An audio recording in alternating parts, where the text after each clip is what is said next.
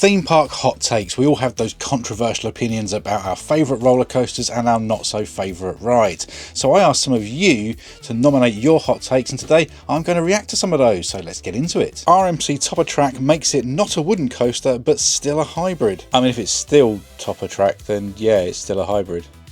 I don't see any controversy there. Zamperla Discos are powered spinning shuttle coasters. Nah, they're flat rides, so I'm not buying this. Zamperla Discos are a credit thing. They're not. If you listed them, take them off. They don't count. Rough rides are still enjoyable, even SLCs, RCCA Woodies, Mara X cars, etc. I mean, some are. If they've still got a fun layout, then fair enough. But if they just beat you up and there's no redeeming qualities, then screw them. Buying a new train for the Wave at Drayton Manor was far more transformative to the ride experience than retracking Nemesis's entire layout. Nemesis doesn't pluralise well, does it? You know what? I love the Wave. I think it's a massive upgrade on Shockwave. Shockwave was fine, but I didn't find it that comfortable.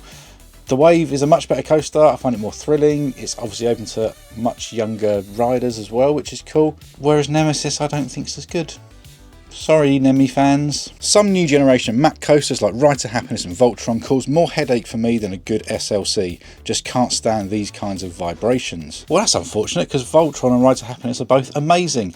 I think map coasters in particular, I've noticed it with some Intamins as well, they do pick up a little bit of a rattle as they get older, but it's also down to the parks to maintain them so they run more efficiently. But I love both those coasters and I'd much rather ride them than an SLC. So Smuggler's Run is better than Rise of the Resistance. That's crazy talk, sorry, no. Rise of the Resistance is pretty much the best dark ride in the world, I think, and Smuggler's Run, while it's fun, it just feels like you're playing a game. Tron is a waste of real estate. Guardians would have been better placed there. It doesn't belong in Epcot. I think I agree with you that Guardians may be better suited to Magic Kingdom. Tron seemed like an odd choice to me. Obviously I know that the ride system fits with the Tron kind of theming and branding, but I'm not a massive fan of the booster bikes, and I don't know, something about it just doesn't feel very Disney to me, but I've not actually ridden it myself, so maybe I'm wrong. Despite its excellent charm and atmosphere, many of the rides at Blackpool Pleasure Beach belong in a museum. Yeah, some of them do. I'll probably get heat for this, but Grand National's had its day, I think. I think once grass starts growing through the track, it's time to either get the lawnmower out or consider your options for your future of the roller coaster. SLCs aren't that bad.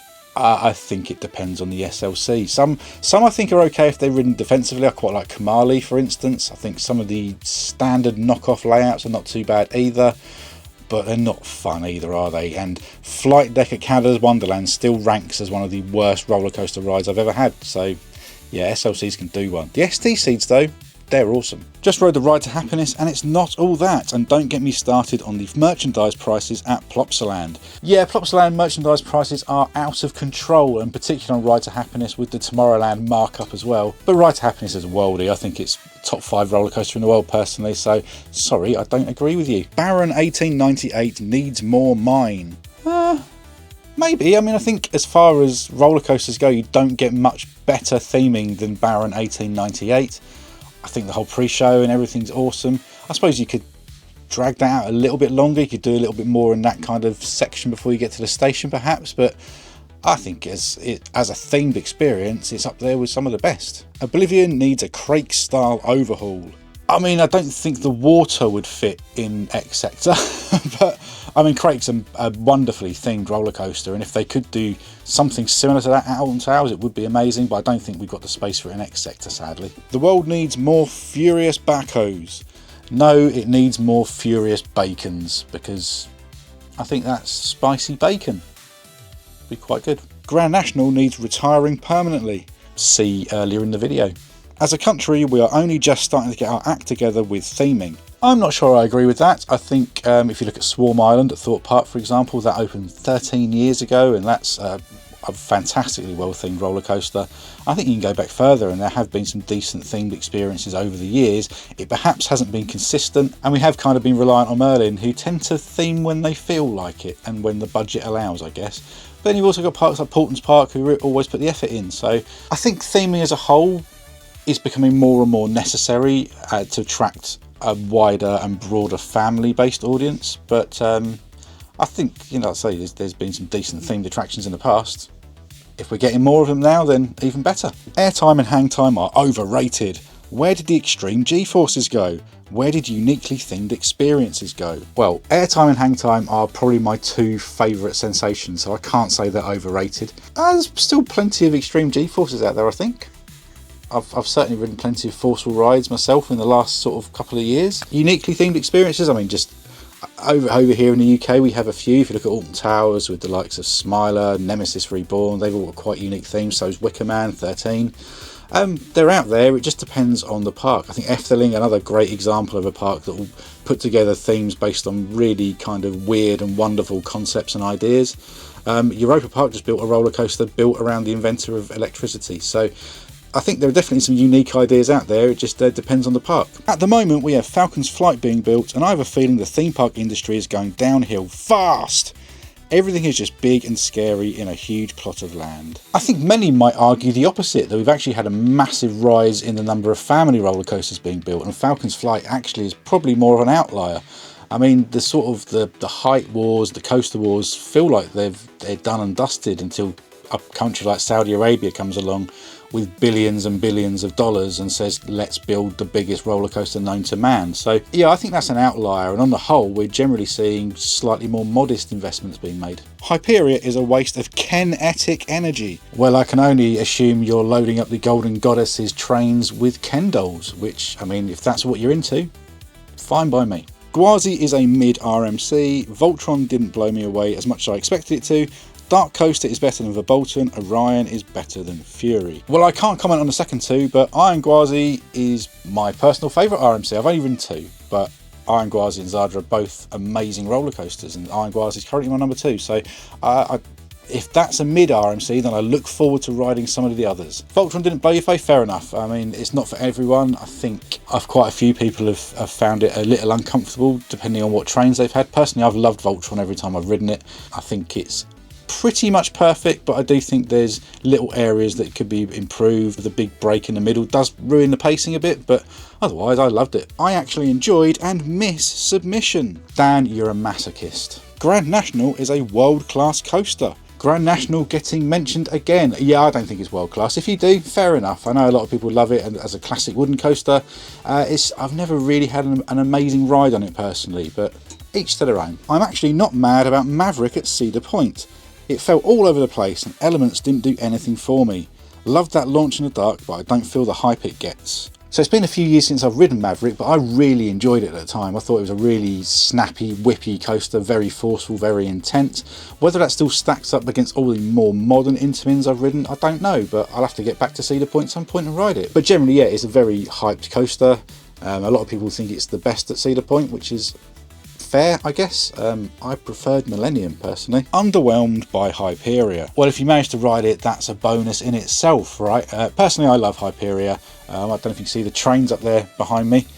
Had to pick up that resin. Sorry if you're underwhelmed, I guess. I really like it. Dispatch times of trains should be under a minute. Argue with me. No. In 2022, in Thorpe, we had to wait 8 minutes a train on every coaster with lines over 3 hours. Well, that sounds really unfortunate. I've got to be honest. My last kind of few visits to Thorpe have been pretty good operationally. They have their problems as the other Merlin parks do as well. But yeah, if you're waiting 8 minutes for a train, I would certainly complain about that because that's far too long. Saw the Ride is second best at Thorpe. So what's the first? Rita is the most underrated ride in the UK and is one of the best at Alton Towers. Oblivion is the worst major coaster at Towers. Yeah, Rita gets a lot of flack, but I kind of find it a bit bland myself, to be honest. I think if you put lap bars on that, it becomes a much better roller coaster, but it's just a little bit mid. I think Oblivion's a bit better than the worst roller coaster at Alton Towers though. It's always fun. That drop's awesome. And as for Saw, that can get in the bin. The Top Hat and Mosasaurus roll are excellent, but Velocicoaster wasn't the top tier coaster I expected it to be. I'm gutted for you because I think Velocicoaster is personally the best roller coaster I've ever ridden, but we're all different. We all enjoy different things. But indeed, the Top Hat, Mosasaurus roll, probably the two highlights of that ride, along with the second launch. The stall's good as well, but yeah, I love it.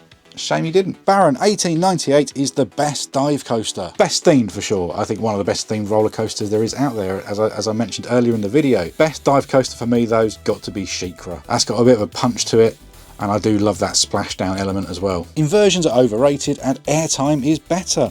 I've gotten a lot of flack for that one on YouTube. Apparently you're not allowed to have that opinion as an enthusiast. I think most enthusiasts I know would say that airtime is preferable to inversion. Certainly I would take airtime all day long over inversions, although you're getting some really good inversions now. RMC, Intamin, Vekoma kind of really pushing the boundaries with some of their inversions, which do make them much more fun. Tons of hang time, sometimes some really funky whippy elements, but you can't beat proper airtime, can you? Hyperion is too much. Too much what? Too much Pepsi sponsorship? Nemesis Reborn is defo worse than the OG in most ways too. Glad it's still there though. I share your sentiments. For me, the ride experience wasn't quite right. Something's felt off about it every time I've ridden it. It's not just the sort of judder.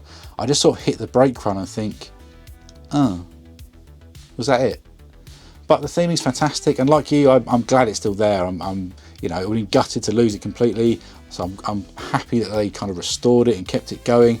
It just, there's something special about the original that Reborn doesn't quite have, but I know plenty of people love it. I don't rate Stealth as highly as other coasters because it's finished very quickly. It's very short, isn't it? But what it does so magnificently well. That launch is one of the best out there. The top hat's fun, the drop's fun.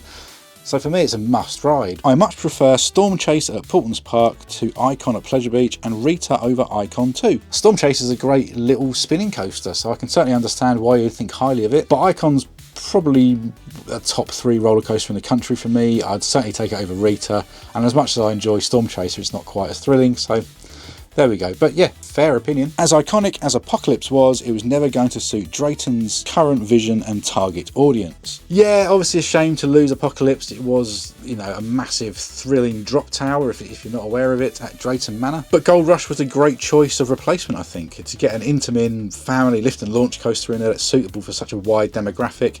Really cool for the park. It's a cool coaster too. Obviously, always sad to lose a massive thrill ride, but that's progress. So there we have a bunch of your theme park hot takes. Was anything there that controversial? I don't know. Let me know your hot takes down in the comments and like the video if you'd like to see more of these. Thanks for watching. I'll catch you next time.